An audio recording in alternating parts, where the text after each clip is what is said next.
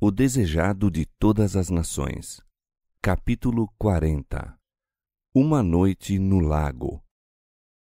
Este capítulo se baseia em Mateus capítulo 14, versos 22 a 33, Marcos capítulo 6, versos 45 a 52 e João capítulo 6, versos 14 a 21. Sentado na relvosa planície, ao crepúsculo de uma tarde de primavera, comeu o povo do alimento que Cristo provera. As palavras por ele ouvidas naquele dia soaram-lhes aos ouvidos como a voz de Deus.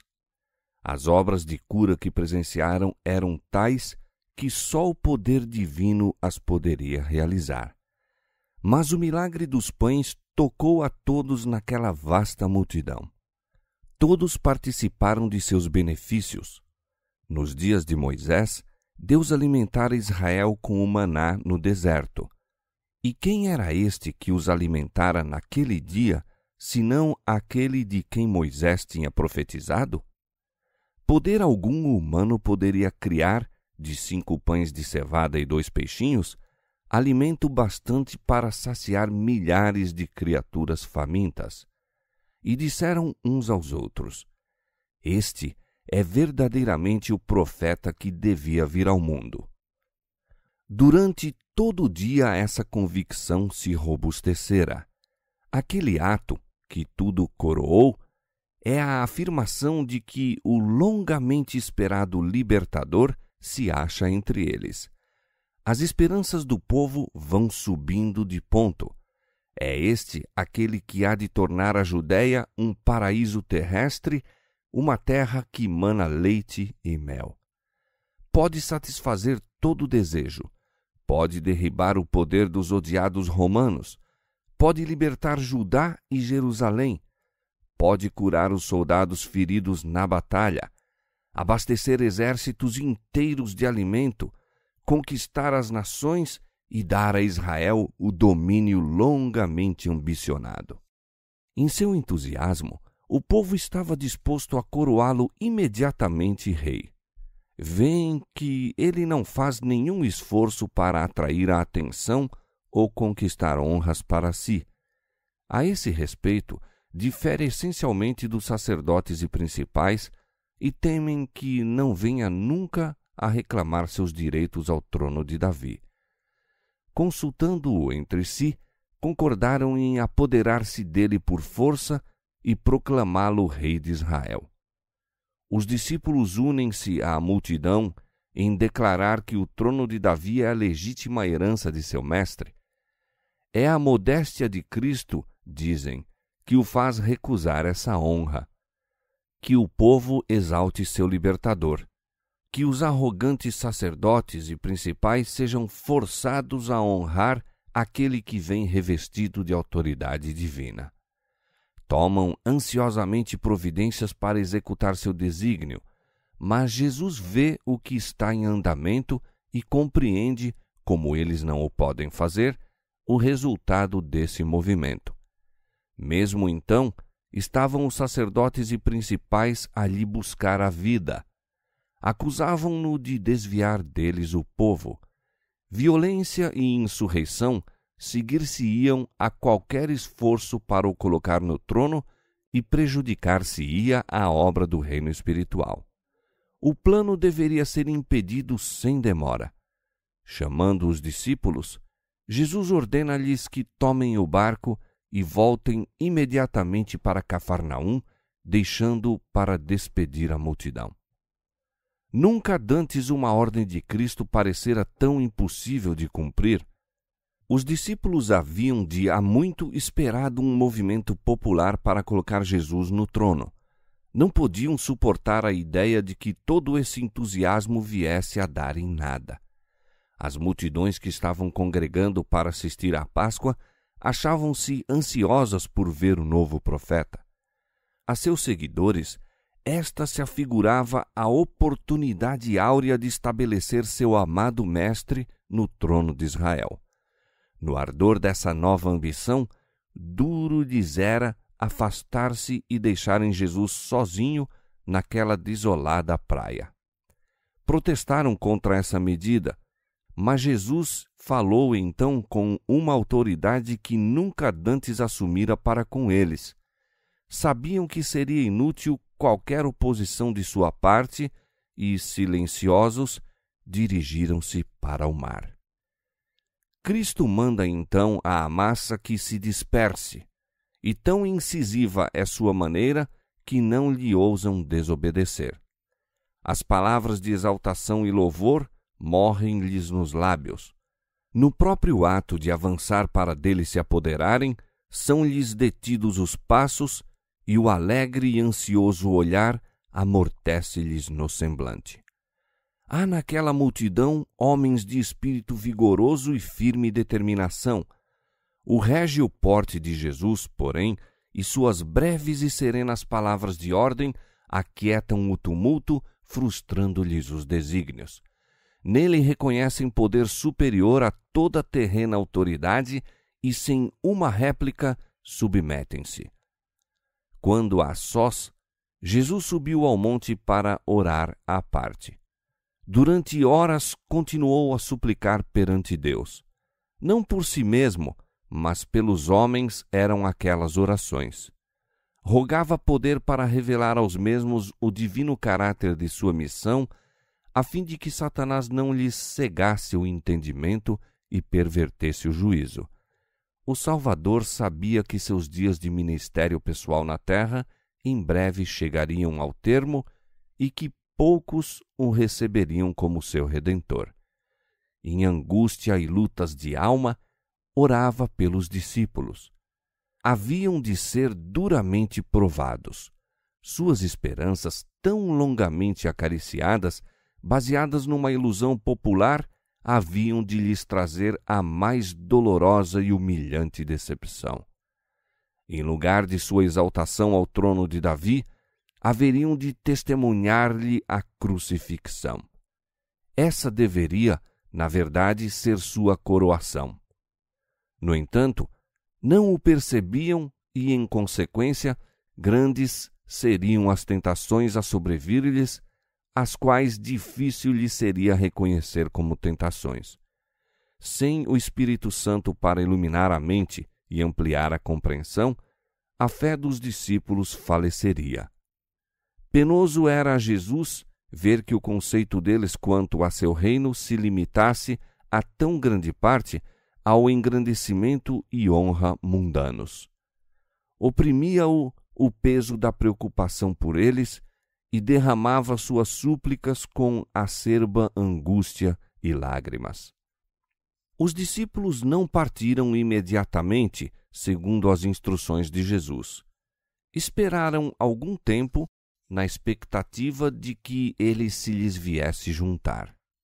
Ao verem, porém, que as trevas se adensavam rapidamente, entrando no barco, passaram o mar em direção a Cafarnaum. Com o coração insatisfeito, deixaram a Jesus, mais impacientes com ele do que nunca, desde que o tinham reconhecido como seu Senhor. Murmuravam por não lhes haver sido permitido proclamá-lo rei. Exprobravam-se a si mesmos por se terem tão prontamente submetido às suas ordens. Raciocinavam que houvessem sido mais persistentes e teriam, talvez, conseguido o seu desígnio.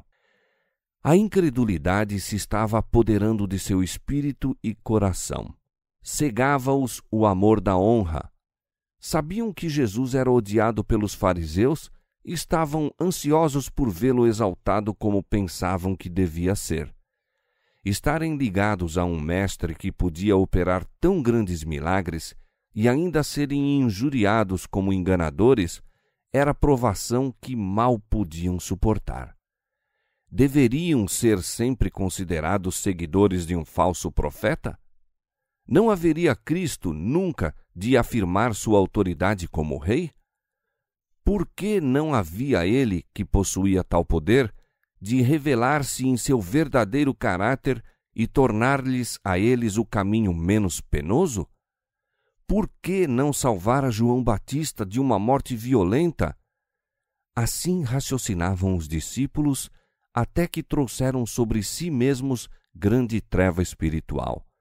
perguntavam: poderia ser Jesus um impostor, como afirmavam os fariseus? Os discípulos haviam testemunhado naquele dia as maravilhosas obras de Cristo. Dir-se-ia que o céu baixara à terra. A lembrança daquele dia precioso, glorioso, devera tê-los enchido de fé e esperança. Houvessem, da abundância de seu coração, estado a conversar entre si a respeito dessas coisas e não teriam caído em tentação. Sua decepção, porém, lhes absorvera os pensamentos. Esqueceram-se das palavras de Cristo: recolhei os pedaços que sobejaram, para que nada se perca. Foram horas de grandes bênçãos para os discípulos aquelas, mas tudo olvidaram. Achavam-se em meio das turbadas águas, tinham os pensamentos tempestuosos e desarrazoados, e o Senhor lhes deu alguma coisa a mais para lhes afligir a alma e ocupar a mente. Deus assim faz muitas vezes, quando os homens criam preocupações e aflições para si mesmos. Os discípulos não tinham necessidade de criar perturbação, já se avizinhava o perigo. Violenta tempestade se viera imperceptivelmente aproximando deles e não estavam preparados para ela. Era um súbito contraste, pois o dia fora perfeito, e quando o vento soprou sobre eles, atemorizaram-se. Esqueceram o aborrecimento, a incredulidade e impaciência. Todos trabalharam para impedir que o barco fosse a pique. Era pequena a distância, por mar, de Betsaida para o ponto em que esperavam encontrar-se com Jesus, e com um tempo normal não levava senão poucas horas. Agora, porém, eram tangidos cada vez mais longe do local que buscavam. Até a 4ª vigília da noite, pelejaram com os remos. Então, deram-se por perdidos. O mar, tempestuoso, imerso em trevas, fizera-os sentir seu desamparo e anelavam a presença de seu Senhor. Jesus não os esquecera. O vigia vira, da praia, aqueles homens possuídos de temor em luta com a tempestade. Nem por um momento perdeu de vista aos discípulos. Com a mais profunda solicitude acompanhavam seus olhos o batel, sacudido pela tempestade, com sua preciosa carga, pois esses homens deviam ser a luz do mundo. Como a mãe amorosa a velar o filho, assim cuidava dos discípulos o compassivo mestre. Rendidos os corações, acalmadas as ambições profanas, e pedindo eles humildemente auxílio, este lhes foi dado. No momento em que se julgavam perdidos, o clarão de um relâmpago revela-lhes um misterioso vulto que deles se aproxima, vindo sobre as águas. Não sabem, todavia, que é Jesus. Consideram um inimigo aquele que os vinha ajudar. Apodera-se deles o terror. Afrouxam-lhe as mãos que haviam empunhado o remo com pulso de ferro. O barco ondula ao sabor das ondas. Os olhares acham-se voltados para essa visão de um homem a caminhar sobre as alvacentas vagas do mar todo espumejante. Julgam-no um fantasma a lhes augurar a ruína e gritam atemorizados. Jesus avança como se lhes quisesse passar adiante. Reconhecem-no, porém, e clamam por socorro. Seu amado mestre volve-se, sua voz acalma-lhes os temores. Tende bom ânimo, sou eu, não temais. Logo que puderam acreditar no assombroso fato, Pedro ficou como fora de si de alegria. Como se ainda mal pudesse crer, exclamou: Senhor, se és tu, manda-me ir ter contigo por cima das águas. E ele disse: Vem. Olhando para Jesus, Pedro caminha firmemente. Como satisfeito consigo mesmo, porém, volta-se para os companheiros no barco, desviando os olhos do Salvador. O vento ruge. As ondas encapelam-se alterosas e interpõem-se exatamente entre ele e o Mestre, e ele teme. Por um momento, Cristo fica-lhe oculto e sua fé desfalece. Começa a sossobrar. Mas ao passo que as ondas prenunciam morte, Pedro ergue os olhos para Jesus e brada: Senhor, salva-me! Jesus segura imediatamente a estendida mão, dizendo: Homem de pouca fé, por que duvidaste? Andando lado a lado, a mão de Pedro na do Mestre, entraram juntos no barco. Mas Pedro estava agora rendido e silencioso. Nenhuma razão tinha de se vangloriar sobre os companheiros, pois, por causa da incredulidade e da exaltação, quase perdera a vida. Ao desviar de Cristo o olhar, foi-se-lhe o pé e ei-lo a submergir-se. Quantas vezes, ao sobrevir-nos aflição, fazemos como Pedro? Olhamos para as ondas em lugar de manter os olhos fixos no Salvador. Os pés vacilam e as orgulhosas águas passam por sobre nossa alma. Jesus não disse a Pedro que fosse ter com ele para que perecesse. Não nos chama a segui-lo para depois nos abandonar. Não temas, diz-nos, porque eu te remi. Chamei-te pelo teu nome, tu és meu. Quando passares pelas águas, estarei contigo, e quando pelos rios, eles não te submergirão. Quando passares pelo fogo, não te queimarás, nem a chama arderá em ti, porque eu sou o Senhor teu Deus, o Santo de Israel, o teu Salvador. Isaías 43, versos 1 a 3. Jesus lia o caráter dos discípulos. Sabia quão dolorosamente seria provada a sua fé. Nesse incidente no mar, desejava mostrar a Pedro sua própria fraqueza, que sua segurança dependia constantemente do poder divino. Em meio das tempestades da tentação, só podia andar em segurança quando, desconfiando inteiramente de si mesmo, descansasse no Salvador. Era no ponto que mais forte se julgava que Pedro era fraco, e enquanto não discernisse sua fraqueza, não poderia compreender quanto necessitava de confiar em Cristo. Houvesse aprendido a lição que Jesus lhe buscou ensinar naquele incidente no lago, e não teria fracassado quando a grande prova lhe sobreveio. Dia a dia instrui Deus a seus filhos. Pelas circunstâncias da vida diária, prepara-os para a parte que têm de desempenhar naquele mais vasto cenário que sua providência lhes designou. É o resultado de sua diária prova que determina a vitória ou derrota deles na grande crise da vida.